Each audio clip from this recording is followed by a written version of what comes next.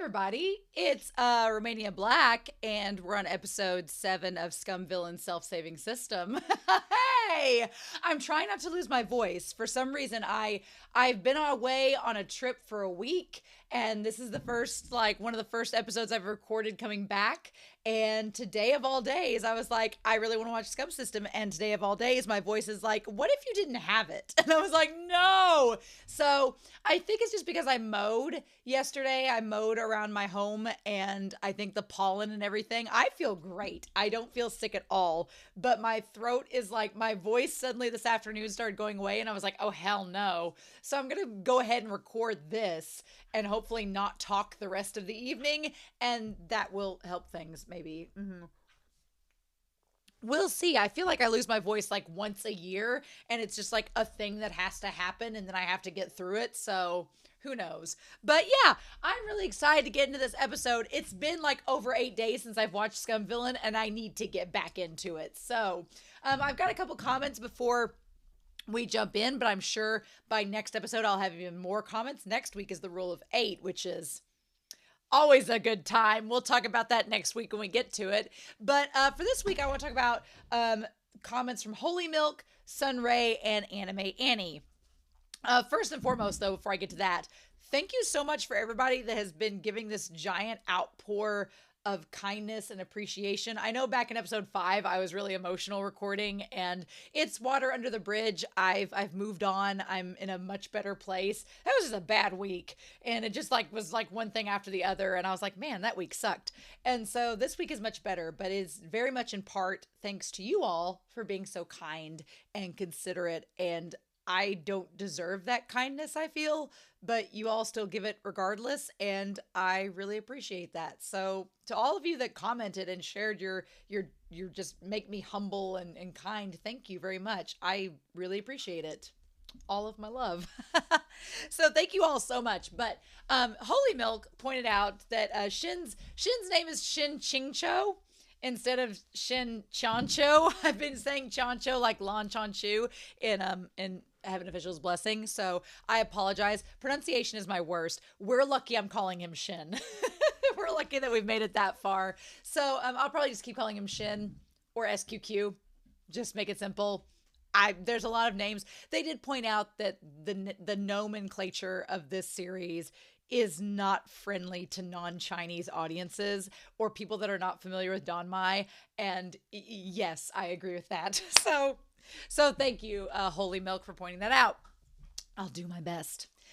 Sunray noted that Sha, who is our priestess, our demon priestess, her name means yarn or gauze, and then magnificent bell, which she's very showy, right? Like a bell. She's very showy and loud and decisive. But I like the idea of her name meaning yarn. Like she's going to be a weaving together of the story perhaps as we go. We'll see. Maybe she's going to be like a red string of fate tying us all together. She does have a red theme in her outfits. I don't know. Maybe she's going to play an important part later. I don't know. We'll see. But I thought that was important to note.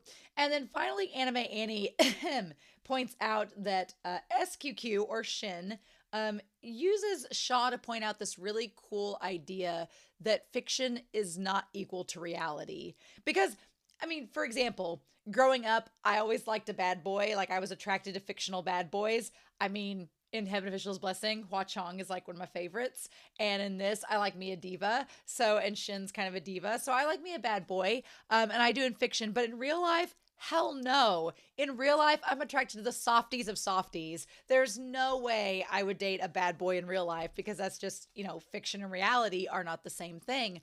And what I like is that MXTX shows that Shin, when reading the novel, is like, oh, Shaw is one of the most popular characters and everybody loves her and she's just like badass. But then when he sees her actually in the novel, in the actual reality of the system, he's like, oh, she's not as cool as I thought she was. And that's kind of the really neat thing about this, is it's pointing out how what we like in fiction is not always equatable in reality.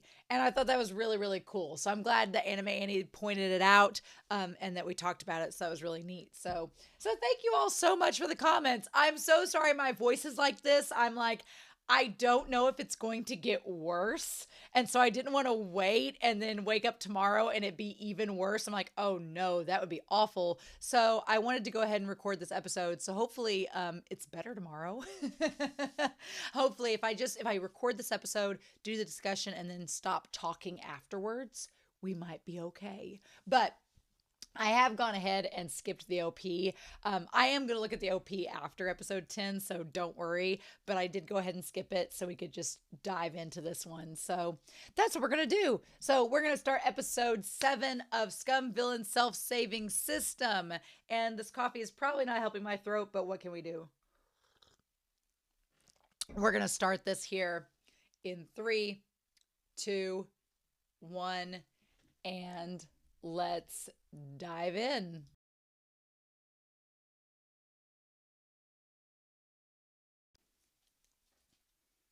How dare this episode be primarily exposition?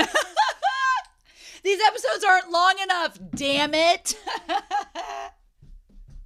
There was so much that I was thinking of during the reaction that I was like, oh, we need to talk about this. Oh my God, we need to talk about this. Oh my God, we need to talk about this. And then my mind couldn't catch up to everything that was happening. And then the episode was over. And I was like, well, that was 17 minutes. How dare. I'm going to try to be thorough with this discussion, but I also don't want to lose my voice tomorrow because I usually record something per day. So you all get to track in real time on YouTube and Patreon to see how my voice holds out the next week. Oh my God, I can't believe it. I feel perfectly fine. My voice is just like stressed and I'm like, I hate it. So that's great. So yeah, let's talk about this episode. It's primarily exposition. We were in Dreamland. We get to meet Nightmare finally. I am very intrigued by Nightmare.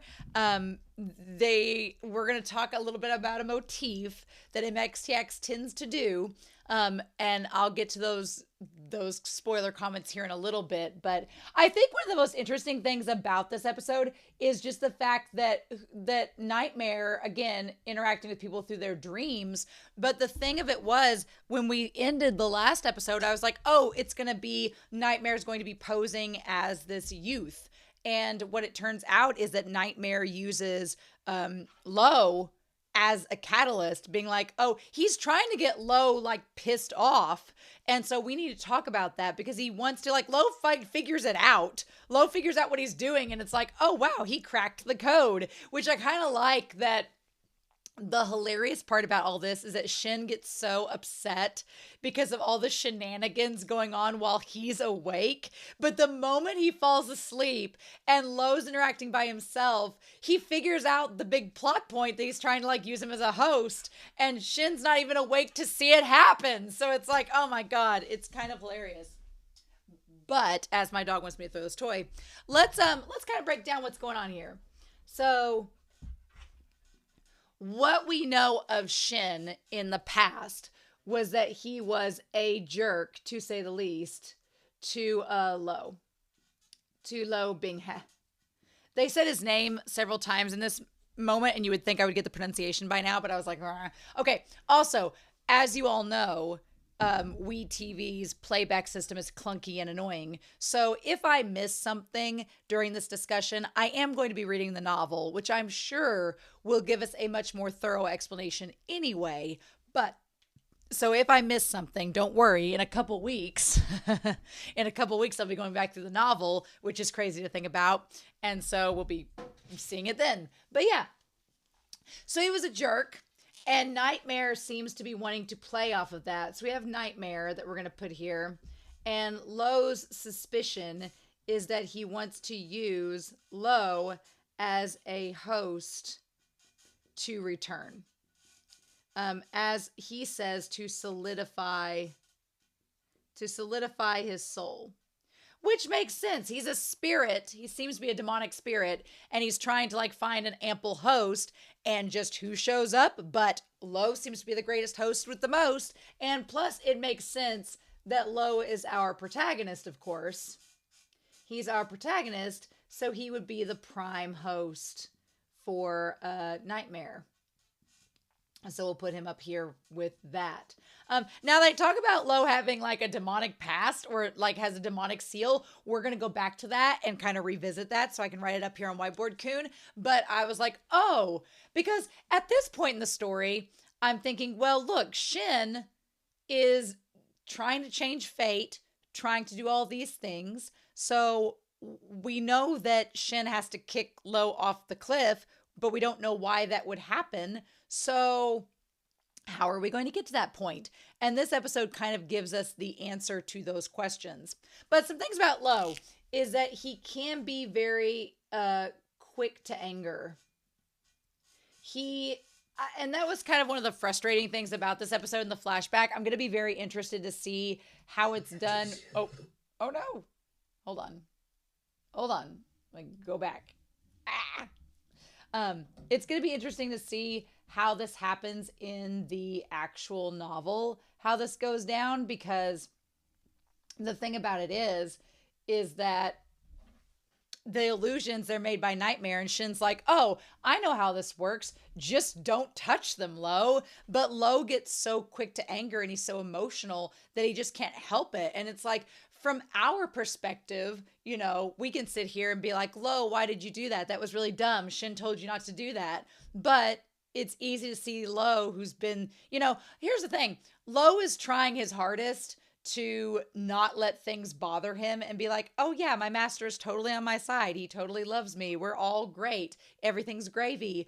But the reality is that he is in a very fragile mental state. And I kind of like that we see Nightmare approach him and is like, oh wow, this kid's mind is like insanely unstable. And so we kind of get to see inside of his mind what's going on, and to see that Lo is not quite. Lo seems like a calm and steady presence to Shin. Shin's like, oh, this kid's naive and everything, but he's solid as a rock. We're great. When the reality is no, he's like fragile as a plane of glass. And I like that every time they broke through a level of the dream, it was like breaking through a plane of glass. That part was really well done. I liked that. I was like, yes, absolutely. Also, they just animate Shin and Lo so well. They just look amazing in all of this. And Shin tries to warn him. And there are moments where, you know, Lo looks back at Shin and he looks so naive and innocent. I tell y'all what, that last moment where Shin is in the pickle jar and Lo comes out from the corner and has this deep, silky voice, I was like, excuse me, what? I was like, Lo is such a little kid. And then he comes out from the side of the pickle jar and is like, hello. And I'm like, oh. And obviously I can't get my voice as low as Lo's. But I was like, what? In that moment, I'm like, oh, Shin, I can see you call Lo silly boy now. But when he grows up, I don't know if that's going to be the same thing happening. So I was like, oh, I was not ready for a deep voice like that. And you have my attention, show. You have my attention a lot. So thank you. But yeah, but it's easy for, you know, Lo to get upset watching himself get beat up. And I'm wondering if Shin is going to kind of like go, shit, what do we do about this after he wakes up? But he has his own problems in the pickle jar to deal with. So yeah. So then they go back to his home. It was giving me very Star Wars Aunt Beru and like Uncle Owen on the farm. And Lo is like Luke Skywalker. And look, I get that I might have been a little bit cruel in the reaction, but I get that Lo's mom is dying and she should look a little waifish. She should look a little sickly, but damn, this show did her dirty. They did not make her attractive at all. And then you look at Lo and you're like, damn, Lo won the genetic lottery over here. He's over here with all the looks and everything. I'm like, what happened? It happens sometimes, but I was like, wait, what? I felt bad for the mom and how she was animated. So sad. But yeah. And the other thing too was that I really love that we get this little moment with Lo and his mom and to see how much he loved her and him like wanting to make the soup for her and do it to help make her feel better. And then him doing the same gesture for Shin. that all makes sense now, and it's like, yes, that's why he's doing it. It all adds up, right? And you see the two of them side by side with that same ponytail. And she's like, I want to see him grown up, and he's like, here I am. And that's when he reaches out to touch her. I want to say Shen's reactions throughout this entire episode, all of the animation budget went into animating Shen's expressions. Like the way he just looks around like, what did I just tell him? Why is no one listening to me? Just, it's so funny. And I just love how, like, he just looks so incredulous, like, I hate that this is happening. And then, man, every time we cut to a different scene, it is of Lo getting the shit kicked out of him. Like, every scene is just him getting the shit kicked out of him. No wonder in the original story, he turns into like a demon lord because Shen is awful to him in the original, and so is everyone else. So, of course, he'd be like, yes, demon lord Nightmare, take my body, teach me your ways, let me become king of all three realms. Makes perfect sense, right? So, here's the thing. In the OG story, in the OG, Lo is trained by Nightmare. Again, we're going to go through all this when we get to the novel and write it all out, right? So he's trained by Nightmare and becomes the ruler of the three realms, right? Now, Nightmare makes a point to say that if he becomes strong enough, he would become strong enough to protect Shen. And that's where I thought this was going. I was like, oh, okay. He's going to trick him and being like, let me show you the way so that you can protect your master because you seem to like your master. So let me teach you how to become strong enough. Because all throughout this series so far, Shen has been telling Lo that he needs to just get stronger. He's like, well, once you get stronger, you'll be able to defend yourself and I won't have to do it for you and I won't have to protect you. It'll be all right. And Shen in this dream state doesn't realize what Nightmare is telling Lo. So he doesn't realize that when he tells Lo, like, you got to get stronger, that's just fueling Lo to realize I need to master this demonic presence inside of me so that I can be strong enough to protect you, Shen. So I'm like, that's setting up a whole host of things, right, to happen and could be, reason enough why Nightmare gets him to learn from him, right? Right now he says the deal's off, but it's like a lot can happen in an episode or two, so we'll see. And my dog wants me to play with him, but it's not going to happen. And then we see the porridge and everything, like the rice congri that he made. Oh, I don't see anything. There we go. Hold on. There we go. For his mom. We see it spill. At first, when we saw that bowl of the rice, what I thought it was a bowl of water that Shen toppled over him, because Nightmare tries to use the past with OG Shen against Lo, and he's like, oh, your master was so awful to you. And Lo's like, oh, well, he's not now, so that was just him, like, making me stronger. And I'm like, oh shit, it's a good thing we unlocked that OOC out of character mode real quick. Otherwise, I don't know if this would have worked as well. But yeah, and the thing of it is that Shen tries his best to get Lo out of it, and it just doesn't work like he wanted to. Now, the thing about it is that Lo is very triggered by the death of his mom, and that's a problem, which is understandable, but also it's the fact of the jade pendant being taken away from him, right? That's a big part here. So I'm wondering if the jade pendant is when it is going to come into play, because clearly it's something that ties Lo to his mother, and him losing her is a huge thing to him. So when are we going to get back to the jade pendant? I thought for a second that Shen was going to bring it out here and be like, oh, no, don't fight Ming Fan and them. Look, I have the pendant. You don't have to do that. But I think that its purpose is so much bigger than this one scene. It's like a crux to the whole story. So I feel like it's the first item that we got in the story. It's going to be the most important item. It's all going to come back in the end and be, relevant. So it's going to come back and be used at that moment. So it's just not time for it yet. But Shen tries to keep him from attacking them because he's like, you're just hurting your soul and weakening it, which in turn would make it weak enough for Nightmare to invade. And the crazy thing is when Shen like actually gets in front of Lo to block that final attack before Lo hurts himself to the point of getting, where he can be inhabited by Nightmare.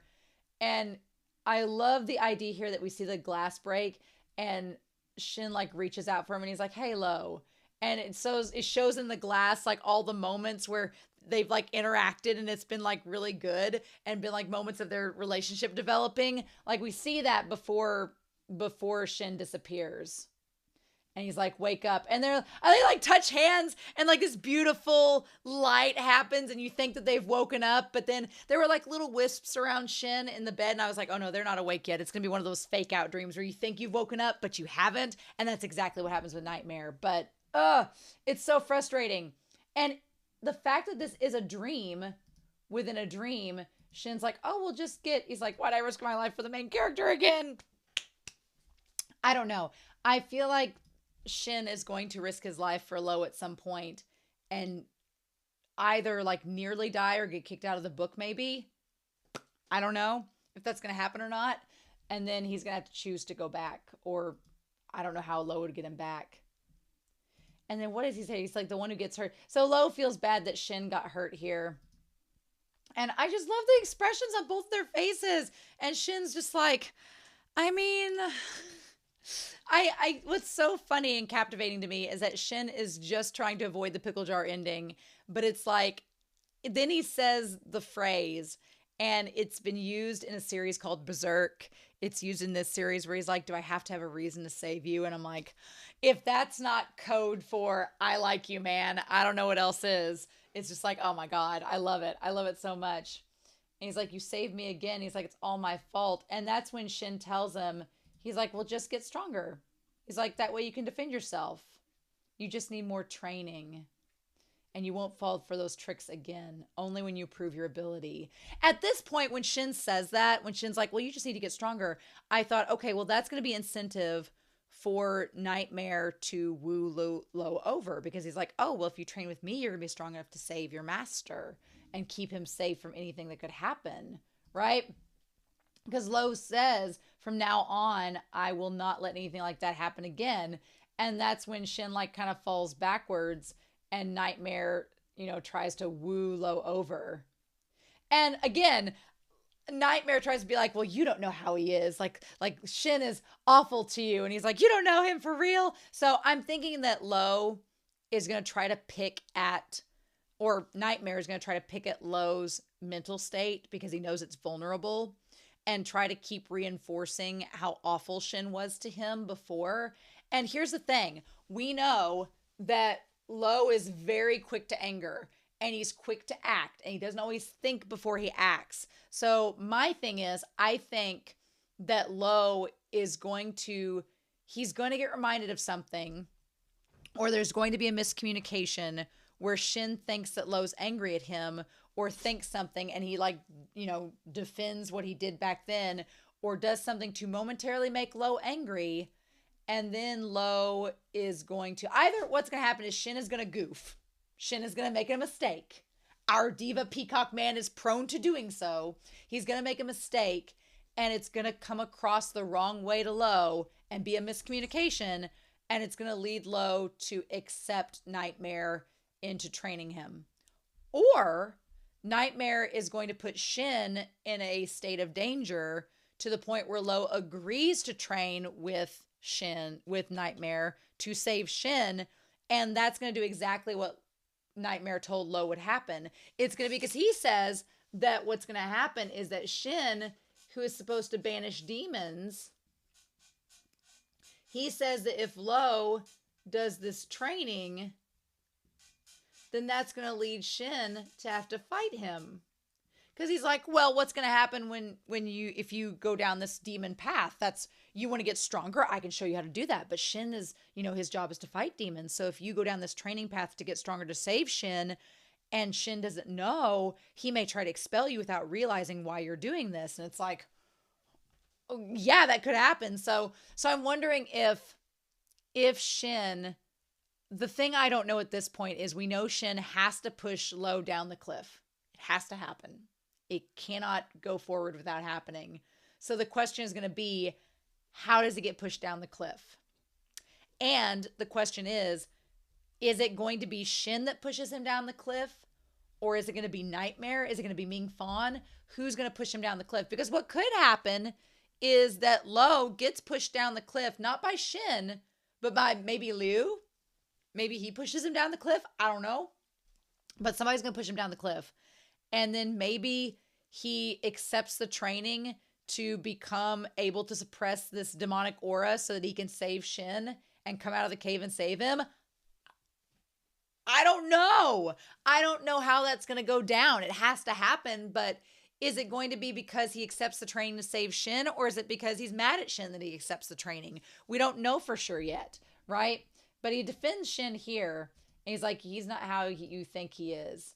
And at first, Nightmare's like, well, but he sent you to go fight with the Elder Hammer. Like, isn't that a problem? Like, don't you realize, like, he sent you there knowing you could get killed?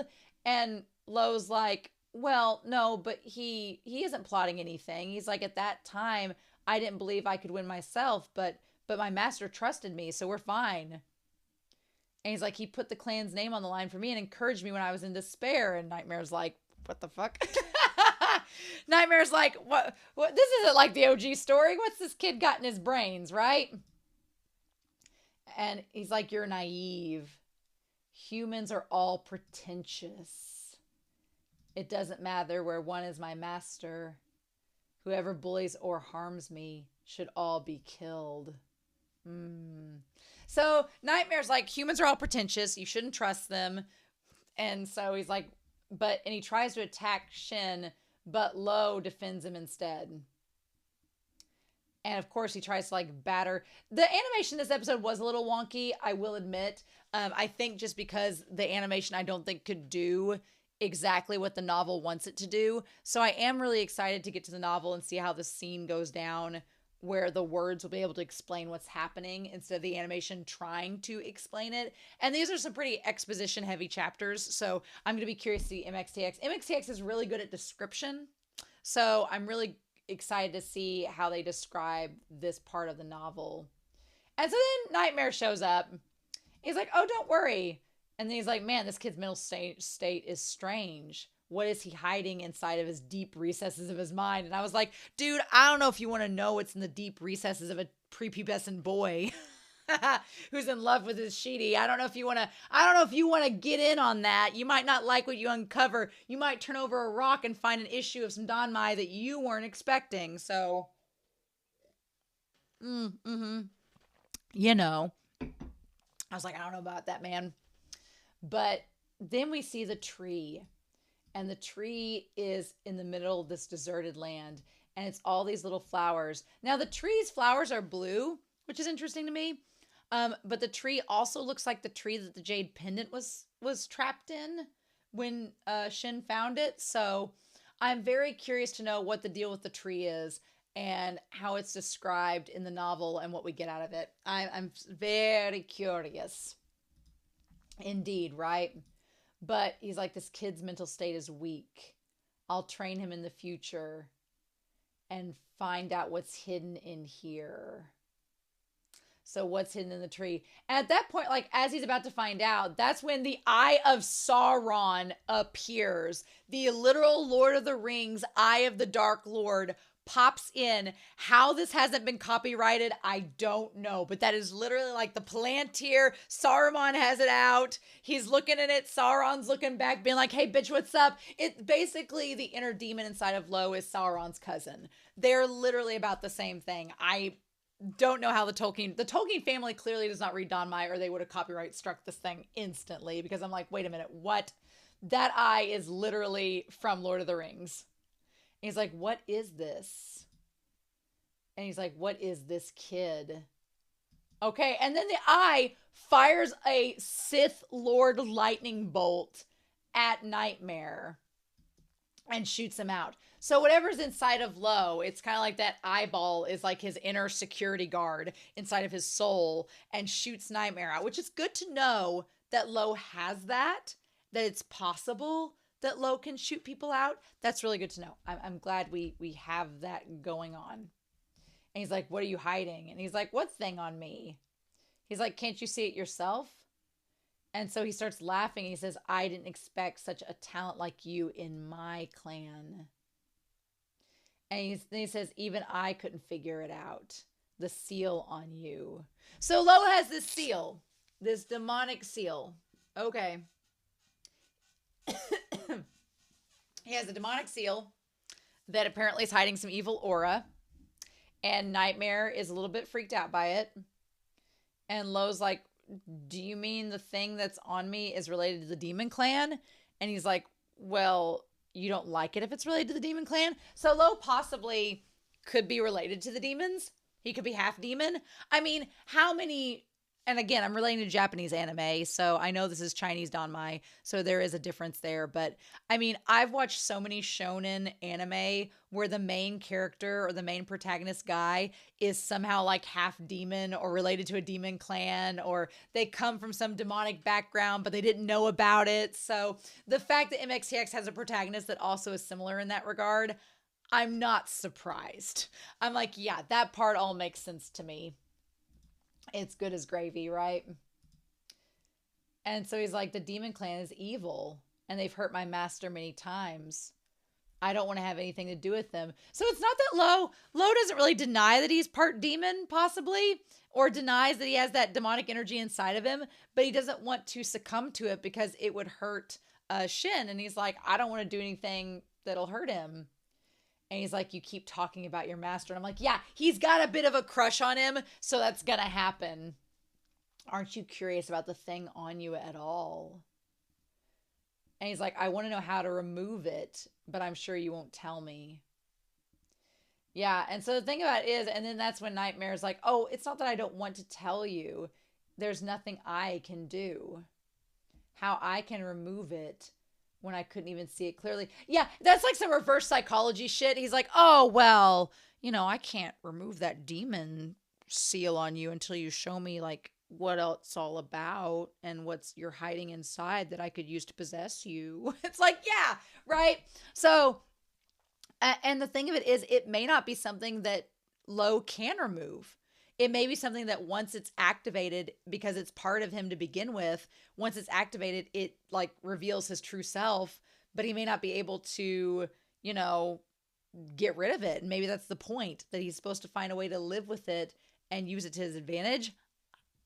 I mean, and then what does Shen do about that, right? Because we've been sworn to fight demons, so. But the thing of it is, even though we're supposed to fight demons, we establish in the OG story that he becomes ruler of the three realms and rules over all. So I guess, even though he's the protagonist, he's not necessarily the hero in that respect, right? Interesting. So we'll see what we do. And so then he's like, oh, I'm really busy. And I like that Lo kind of calls him out, and he's like, how busy can you be? You're a freaking ghost. And he's like, there's a lot more I can teach you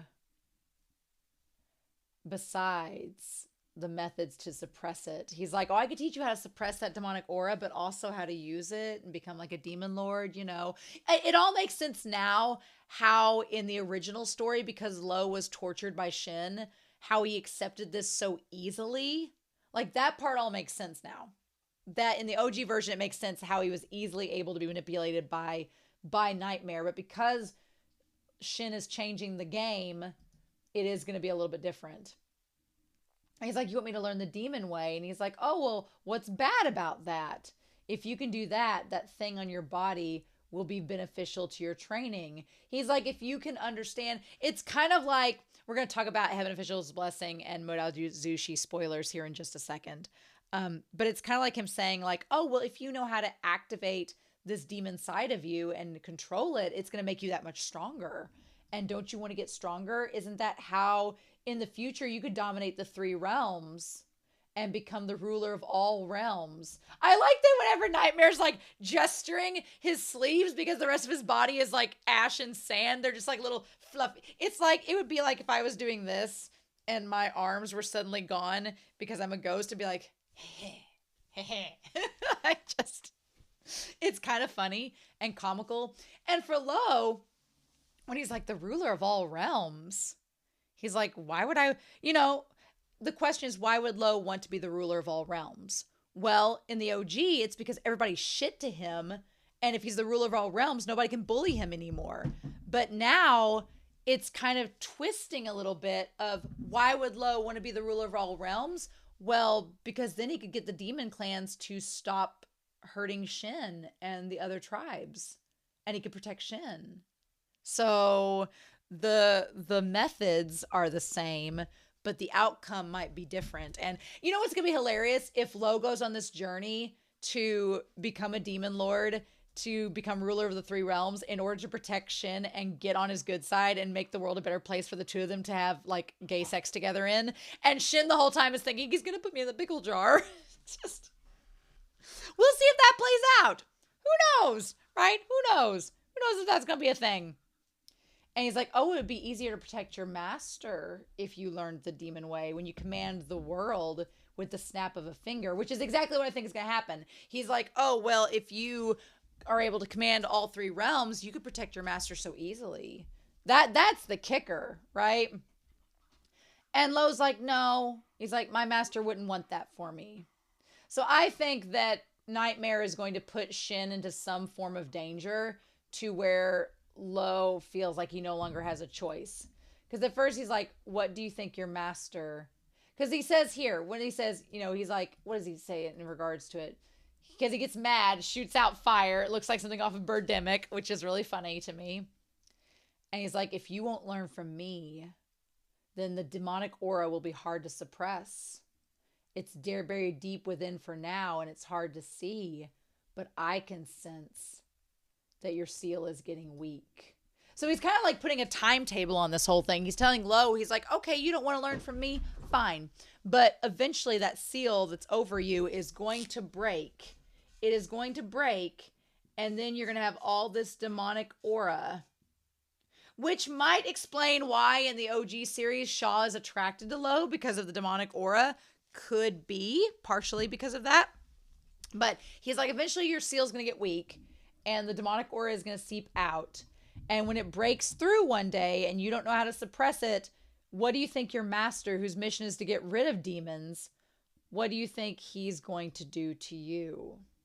So he's basically saying that if that aura breaks out, Shen is going to have no choice but to try and get rid of you.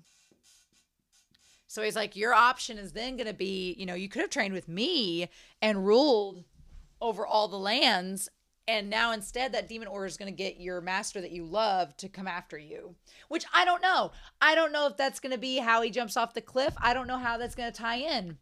We don't know yet. There's so many options and possibilities of how this could go down. It's like we don't exactly know what's going to happen. And Lo is so convinced that's not going to be the case. He's like, the deal is off. He's like, I'm just a disciple. Why do you want to force me to learn this demon way? And he's like, it's because, he's like, you want to teach me so that I'll become a vessel for you. Yep. He basically figures the whole thing out. He's like, don't think that I have to use you as my host. But you, on the other hand, should consider if you can afford to miss this opportunity. I like that Nightmare kind of twisted around. He's like, look, I don't have to use you. I can go find another host somewhere else. But you, on the other hand, may not have any other options in the future if you want to save yourself and your master. So might want to think about it. I like that Lo calls him out for threatening him. And he's like, the deal is off. And he's like, fine. He's like, I'll give you a few days to think about it. And then, of course, while this is going on, we have Shen, who suddenly finds himself stuck in the pickle jar. This is the nightmare Shen is having. He looks so great with his hair down. I can't even complain. And he's stuck inside this damn pickle jar. And then who comes out to the other side of him like a damn horror movie? But Lo. And he looks older, has the demonic seal on his head. He looks older. He put some lipstick on. His voice got 10 times deeper. And suddenly Shen is having his own awakening in a pickle jar. We don't know. But yeah, the way that he looks so evil in that one moment, I'm like, oh my God, the way his eyes twist. I'm like, hello, excuse me, are we doing this? What is happening? I'm like, he just looks so evil there. And I don't know what to do with that because normally Lo looks so innocent that I'm like, I'm not ready for this. I'm not ready for this. This is why season 2 hasn't come out, because we're not ready for this. That's why. So yeah, he basically, and I know my dog's toys, but he says, I'm here, and we see him in black with the seal on his head that we saw at the beginning, right? Oh, goodness. I don't know where the toy's gone. And then he says, I'm here to pay you back 100-fold for all the humiliation I received in the past. Oh, wow. And you see on his belt, inside of his belt has like a little jade pendant. But, okay, so it looks like he has like fake jade to represent his mom, but I don't think that means that in this version he hasn't gotten the pendant back from Shen yet. Now he says he's going to pay him back for all the humiliation he received in the past. And Shen is like, but I didn't do that to you this time. And so basically, we find out in this episode that Lo has a seal. It's going to break. It's going to cause him to have this demonic energy. And that's going to be a reason that Shen has to exorcise him. And he's like, you can either train with me and get strong enough to save yourself and your master, or you cannot train with me. The demonic aura might take you over, and it might cause the man you love to have to hunt you down. But Lo doesn't want Nightmare to train him because he's like, no, you just want to use my body to be a host for you, so I don't want that to happen. So there's a lot of ways you can go with this, and I'm going to be really excited and interested to see how this gets handled and how we do the whole cliff thing. Shen doesn't know about this potential bargain that Nightmare's put out there because right now he's dreaming of being in the pickle jar. What do we do? So I'm like, next week is the rule of 8. The 8th episode, and I'm really hoping we get more of this dream that Shen's having in the pickle jar because you can't end the episode like this. How dare you, show? But I want to talk a few little bit of spoilers with, not very many, but a few little tiny spoilers with Modao Zushi and Heaven Official's Blessing. So just skip this part to the very end of the video if you want to. But I want to touch base on a few things real quick. First, I'm going to start with Modao Zushi. I definitely get the vibes from Modao Zushi, Lo, and this idea of the demonic aura and him getting offered the opportunity to cultivate it. It definitely ties back to Wei Wuxian becoming the Yiling Patriarch. Only the thing about it is with Wei Wuxian and the whole Yiling Patriarch thing, in that series, he didn't have anybody training him to suppress it. He just kind of like channeled it himself and became the master, the Grand Master of demonic cultivation. So here, instead, we have someone actually offering to train him through it, which is a little bit different than Wei Wuxian. But I feel like with Lo, it's going to be like a cross between Wei Wuxian and Hua Chong in that kind of sense with their energies, right? I feel like that's going to be the situation. And then on Heaven Official's Blessing side of things, I get definitely like the vibe of, oh, don't you want to protect the one you love? Kind of like Hua Chong, and them becoming a supreme ghost to protect Shi Lian. The idea that Lo would become the ruler of all realms in order to protect Shen, and Shen's too damn oblivious to realize what's going on. Like, I see that happening. I could see that happening. Absolutely. And the thing else that MXTX has shown us from Heaven Official's Blessing, what it's gotten from this series, is the idea of a older figure of power and authority trying to impose upon the younger generation their own teachings as a way to kind of possess them and have them live out the lives they weren't able to live out. We see that in Heaven Official's Blessing with Junwoo. We see that here with Nightmare trying to impose upon Lo the same way Junwoo tries to impose on Shi Lian. Fun times, right? Fun times. And so the question is, what I love about Shen is not Lan Wangji. No, hell no. And Shen is not Shi Lian. No, Shen is way too much of a diva for either of those figures. But Lo is not Wei Wuxian. Lo is not Hua Chong. So I like that these two protagonists are very much their own beings. I am so curious to see how this whole proposition of training Lo in the demonic ways so he can protect. Because here's the crazy thing. It is like combining Modao Zushi and Heaven Official's Blessing together, because you have the idea of Hua Chong wanting to protect Shi Lian, so he becomes a ghost king to be strong enough to protect him from anything, right? And Lo, the idea of Lo possibly becoming this demon lord to protect Shen from anything, to repay him, is just like that, right? But then you have also the idea of like Wei Wuxian was bullied as a kid, you know, from Chang's mom.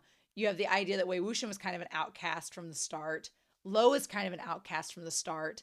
And they both fall into this like training and cultivating demonic aura to become stronger. That sort of storyline is threaded through as well. So I could see how both Heaven Official's Blessing and Moto Azushi have borrowed from Scum Villain and just broke it apart and took it in different directions. We just got to see where it goes to from here. So, oh, I'm so excited. I'm so excited, but I am going to rest my voice for tonight. I'm going to stop talking after this video. I'm going to rest it for tonight. Drink some hot tea and honey, gargle some salt water just to be safe. And hopefully it will be back later this week and definitely for episode 8 because it's the rule of 8 and I'm so freaking excited. So I'm super curious to know your thoughts down below about this episode. I'm going to take some screenshots to put in the Discord. I'm so excited. But yes, I hope you all have a wonderful week. Please stay safe. Take care. Can't wait to see where it goes to from here. But next week's our rule of 8 and we'll just have to see. But in the meantime, I hope you all have a wonderful week. Please stay safe. Take care. And I'll be back very soon. We only have 10 episodes of this series. I'm thinking that we have 11 or 12. No, we only have 3 episodes left, which is... But we'll see what we get with Scum Villain's self-saving system. Bye.